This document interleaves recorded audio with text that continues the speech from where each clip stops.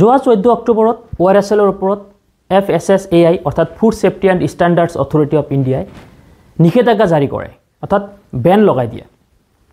পৰৱৰ্তী সময়ত ORSLে দিল্লী হাইকোৰ্টত এটা আবেদন দাখিল কৰে আৰু সেই মৰ্মে দিল্লী হাইকোৰ্টে এটা ইণ্টাৰিম ষ্টে অৰ্ডাৰ জাৰি কৰে। অৰ্থাৎ যেতিয়ালৈকে ORSLৰ ষ্টক আছে তেতিয়ালৈকে বজাৰত তেওঁলোকে বিক্ৰী কৰি থাকিব পাৰিব।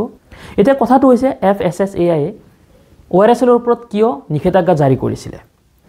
ORS যেটো আমি সাধাৰণতে ডায়ৰিয়া হলে অৰ্থাৎ ডিহাইড্ৰেশ্যন ৰোধৰ বাবে ব্যৱহাৰ কৰোঁ বা খাওঁ, হেয়া আসলতে হু ৰিকমেণ্ডেড হ'ব লাগে।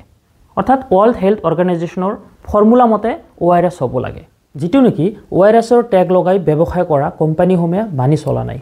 সোডিয়াম ক্লোৰাইড, পটাছিয়াম ক্লোৰাইড বা আন উপাদানসমূহ যি অনুপাতে থাকিব লাগে সেই অনুপাতেতো নাইয়ে।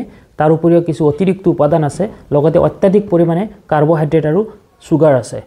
প্ৰতি 100 মিলিলিটাৰ ORSলত 36 গ্ৰাম কাৰ্বোহাইড্ৰেট আৰু সুগাৰ আছে। গতিকে ডিহাইড্ৰেশ্যন ৰোধৰ বাবে হুই দিয়া ফৰ্মুলা মতে প্ৰস্তুত কৰা ORS হে ল'ব।